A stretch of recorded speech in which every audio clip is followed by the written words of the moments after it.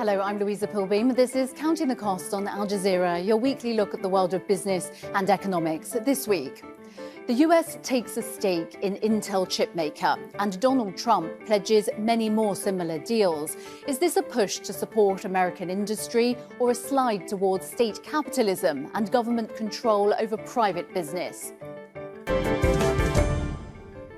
Big government is doing big business, but whether corporate America likes it or not is up for debate. The US has taken a stake in Intel chipmaker as part of a wider push to secure domestic production and reduce reliance on China. The acquisition is the most significant intervention in private business since the aftermath of the 2008 financial crisis. And this may be just the start, with President Donald Trump pledging more deals ahead.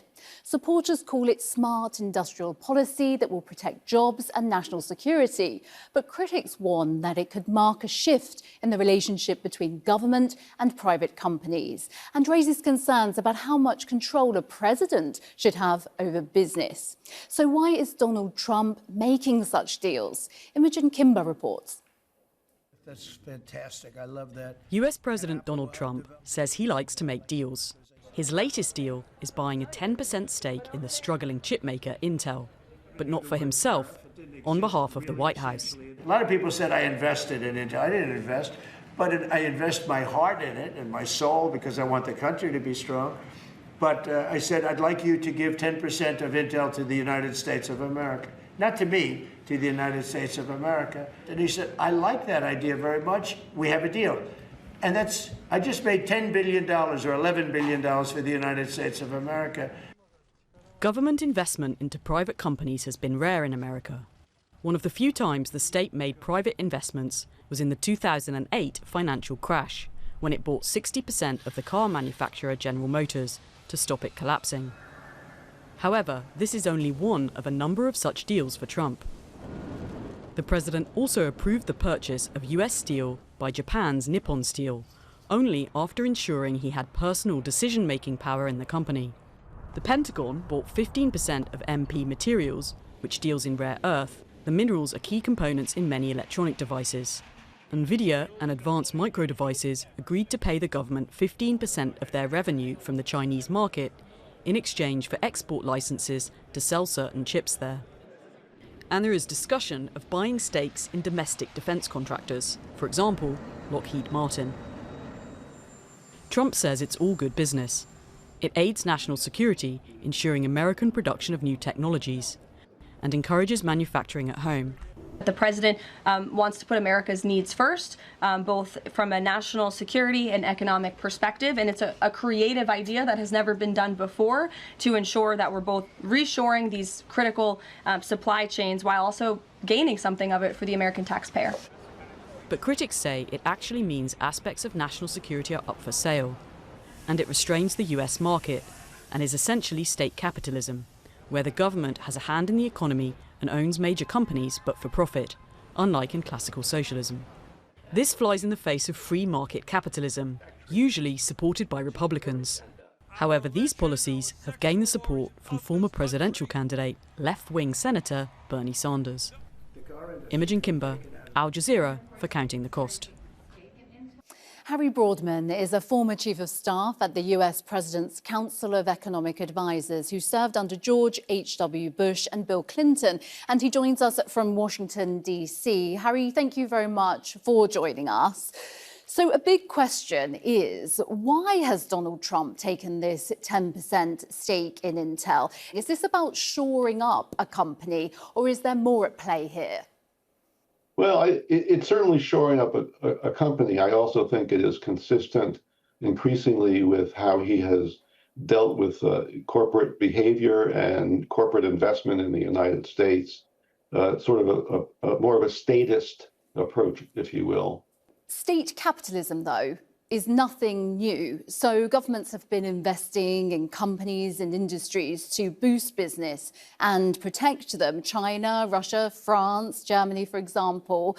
But does this particularly go against what the US does? Because it goes against the Republican gospel of free market capitalism. Well, what used to be the Republican gospel of free market capitalism, I think, has been shifting to the left, if you will, more towards statist approaches in the United States. Now, listen, there are certainly cases where we want a more proactive government, particularly when it deals with patching up national security gaps, making sure that the infrastructure for the global economy in which the U.S. is participant is more robust. So there are justifications for that, but whether it's a broad brushed approach, that's a very different animal, I think, than what we in the United States have prided ourselves on in terms of our economic model. And let me ask you, Harry, Donald Trump has called this a great deal for Intel and the American people. Do you believe that's so?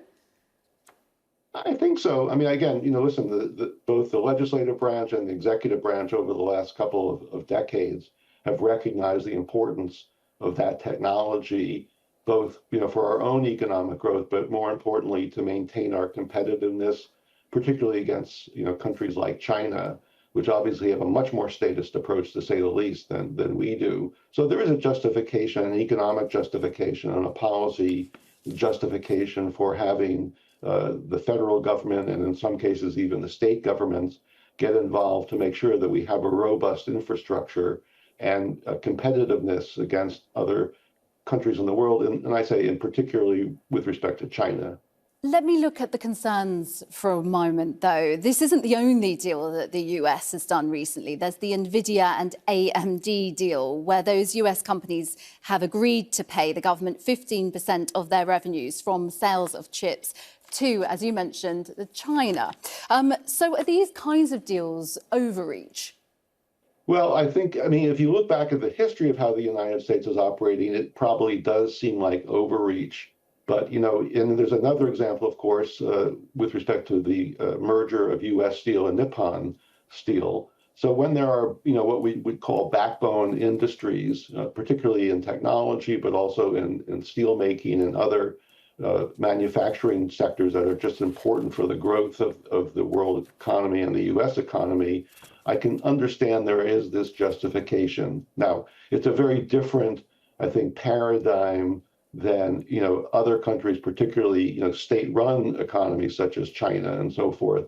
So I think as long as it's done on a case-by-case basis, and that there are safeguards that would limit the reach of the government, then there's a justification for this. But I guess the concern that people have, particularly myself, is that Mr. Trump does not seem to operate from a stable playbook, and so what he might do one week might be different than the next week. And I think that if there was a rationale that he would articulate, say in a speech or in some kind of report by the cabinet, saying this is the way we need to operate now, that would be most helpful to understand for the public and for investors and for workers as to what the rationale is. And so far, he's not done that. He's been doing these on a case-by-case approach, and I think that makes a lot of people, including myself, nervous. What about corporate America's response then? Are companies like Intel quietly ceding ground to Trump, avoiding confrontation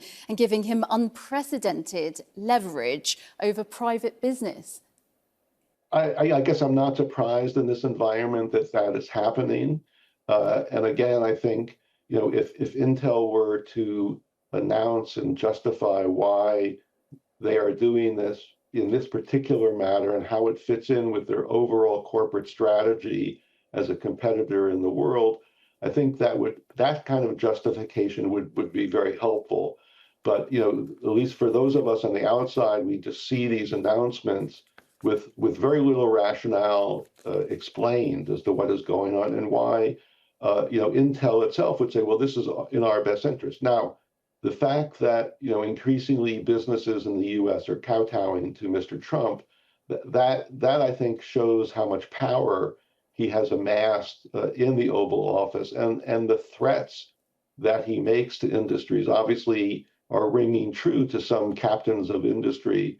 And I think that's the issue is, are people so intimidated that they're not willing to articulate and say, well, let's do it this way, Mr. President. And now maybe that took place, But we don't know, and that's why I say having some kind of transparency and explanation as to the rationale of this that might be done jointly, for instance, by Intel and the president, that would be a huge step forward, because he keeps moving from moving the goalpost from here to there, and players on the team to say, well, we'll follow you whatever you want to do. And I think that is strikingly different than what the U.S. economy has been the leader of in the world for decades.